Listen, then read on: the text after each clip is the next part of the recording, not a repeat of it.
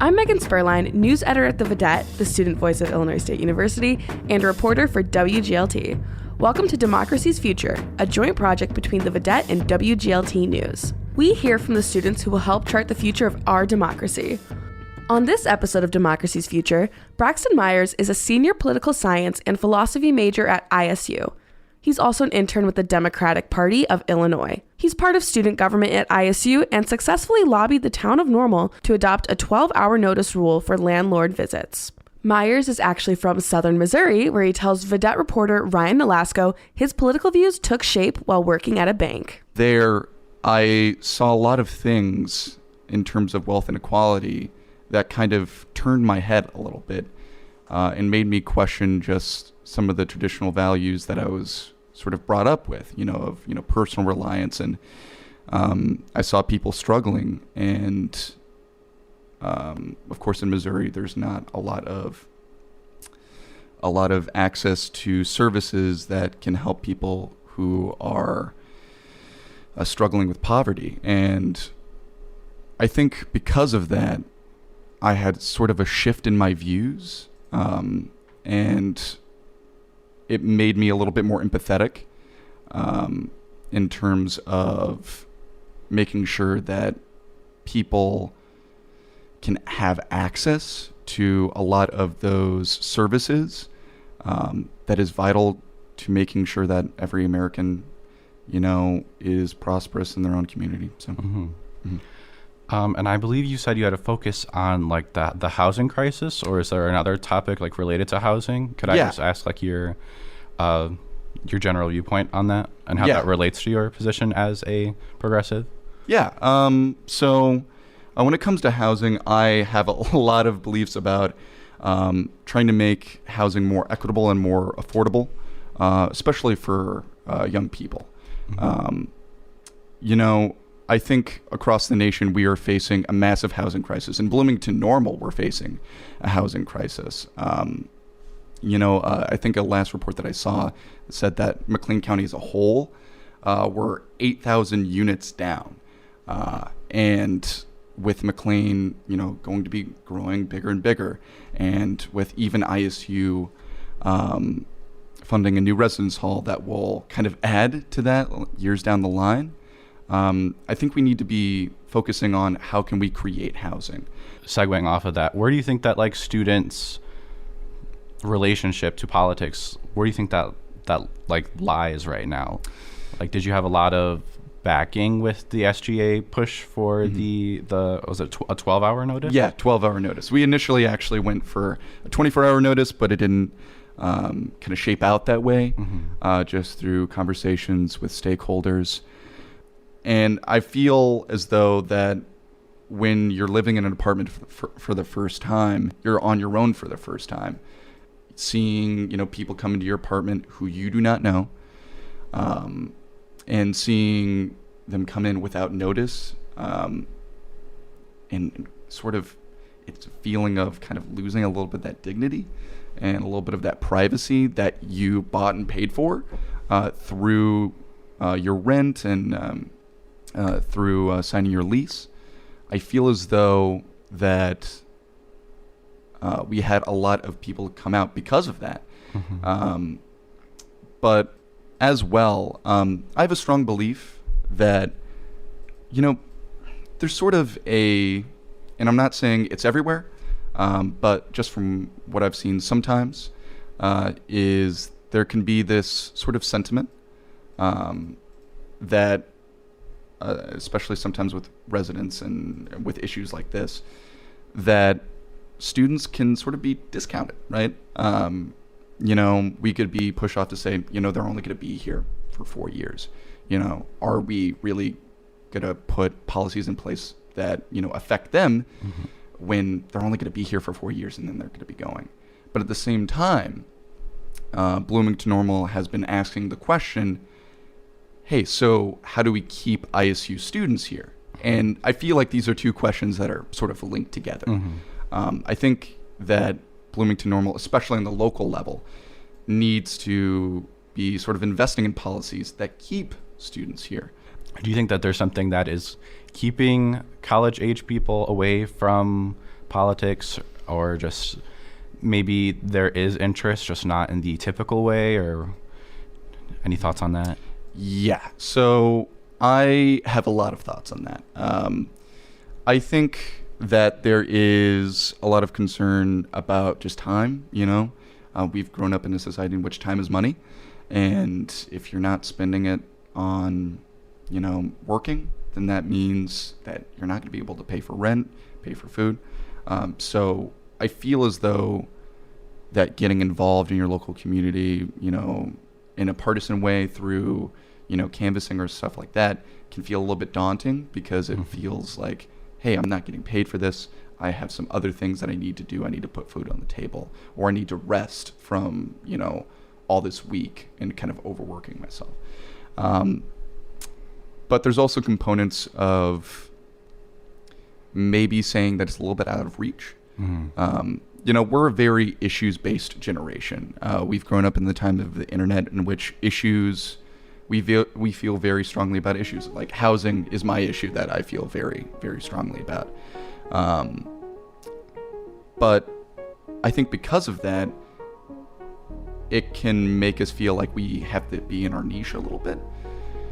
And also because of that, I think that trying to be involved in ways that we conventionally see on the national level seems a little bit inaccessible to us. Braxton Myers says he's most interested in local politics and races. He embraces the motto, think global, act local. You're listening to Democracy's Future. Next on Democracy's Future, Deja Sims is a senior graphic design major at ISU from Cook County. She chairs the Young Democratic Socialists of America at Illinois State University. She says her goal as a socialist is to bring an end to capitalism. In this conversation with Vidette copy editor Mia Serres, Sims explains what she hopes to see in this election, what socialism represents, and how she defines democracy. I define democracy as direct action from people, whether that be a voter base, whether that be the population of a country. Their direct action in their civic duties, whether that be voting, whether that be just campaigning and going out and doing things election-based. It has to be directly from the population. So that's what I define democracy as, is like what the people want and how do we give them what they want, essentially. How does that impact the way you view our government? I believe that democracy in America is something that we definitely need to work on. I believe that there are things such as gerrymandering, for example, that kind of censor people's actual votes. Like you can live in one district, and the way your district is drawn can definitely determine who is on your ballot, what issues are on your ballot, and I believe that is very much a direct competition to democracy. So that's one thing I definitely have an issue with. So yeah. What do you think the boundaries, aside from just like only having Democrats and Republicans in discussions, are at ISU? I believe the boundaries is that, of course, even though, like I said, us and the Democrats, we share very social beliefs that are very similar, right. It kind of stops there. Yeah. It's like they're the only option on the left in general in America, and there are certain things that they fund that a lot of us don't agree with. Like, for example, this whole talk of like a ceasefire with the Gaza situation. A lot of Democrats are not on board with a ceasefire, and a lot of leftists hold them in contempt with that, because war of any kind, carnage of any kind, is a loss of human life. And not having an active and large enough group to speak on these type of issues is what kind of feels like there's a binary when there's not. There are democratic socialist parties all across the globe, especially in Europe and Asia. It's just that in America, we don't get that representation. So what would success look like in the next election? I'm going to be honest, I really don't have any hope for the next election. It's starting to look like it's going to be Joe Biden versus Donald Trump 2.0. And I believe the sole reason why people voted for Joe Biden, and I'm going to admit this, why I voted for Joe Biden and Kamala Harris was to get Trump out of the office. Absolutely. And when people campaign and try to get people's votes, they say whatever they want and whatever they can to get you on board with their campaign. But when they get elected, they kind of abandon things like that. My draw to Joe Biden, especially in 2020 when I just started college, was that he talked about abolishing student loan debt. And of course, we had problems with like the courts in Texas shooting that idea down and kind of pigeonholing it, like how much debt is going to be forgiven. And that kind of turns people off because that's what you ran your campaign on, and we see no progress with that. So personally, I don't really have a good outlook on the election. I don't know who is going to win. I just know that we're just probably going to be in the same state that we are in. This is kind of an odd question for sitting here talking about politics, but do you feel comfortable discussing your views with others, and how do you gauge like when it's time to bring it up, or if it is? There is always a time and a place to talk about just your own personal views. I usually don't bring it up off the cusp because I like to engage people based on their character, and I like to talk about other things that aren't politics related. But if it does come up, I do kind of test the waters, and I do say somewhat controversial things to kind of test where this person is. And if they do agree with me, then I disclose, hey, I'm co-chair of the largest socialist organization on campus. Even if they don't agree with me, I still disclose that information because now it's an appropriate time to talk about it, versus if you're just meeting this person and you're like, who did you vote for in 2020? It's like, whoa, chill out. Right. So you feel comfortable dropping your title like that? Do you feel that that gives you like credibility in the conversation? I guess so. I believe that humans in general have an ego. I'm not going to sit here and say I don't have an ego, because everyone does. Is it an ego boost?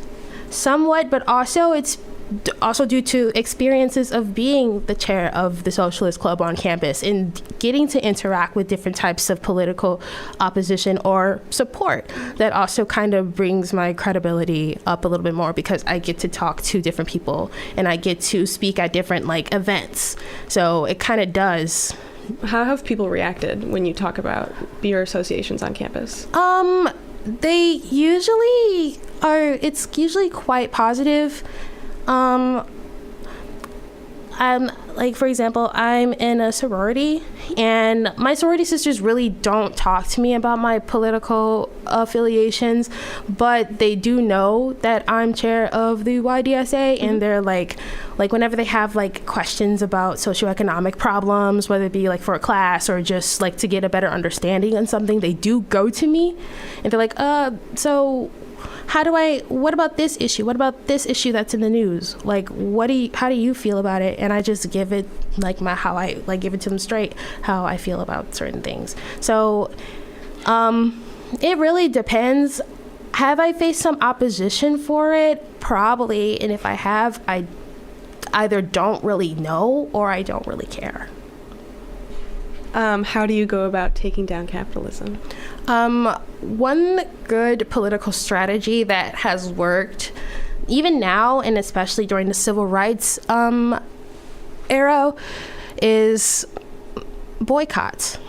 Like, if you don't like what a company is saying or supporting, you don't have to buy that product. If you don't like how McDonald's is not doing enough to protect trans people, not only in their workplace, if you feel like their stance on the minimum wage is not okay, then you don't have to like eat at McDonald's. You can just cook at home. Like, you don't have to support companies that you don't want to. And I really want to like hammer in that fact. Like, you don't have to go to Starbucks. You don't have to go to McDonald's. You don't have to like go eat out, or not even eat out. You don't have to support companies, whether it be makeup companies, clothing brands. You don't have to put your money in these people's pockets, and boycotts are a way to do that. That was ISU senior Deja Sims with the university's Young Democratic Socialists of America. Next time on Democracy's Future, we'll hear from several conservative voices on the ISU campus. Our thanks to audio producer Ariel Jones, WGLT Digital Content Director Ryan Denham, and WGLT News Director Eric Stock.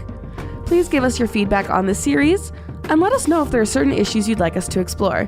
Email us at news@wglt.org.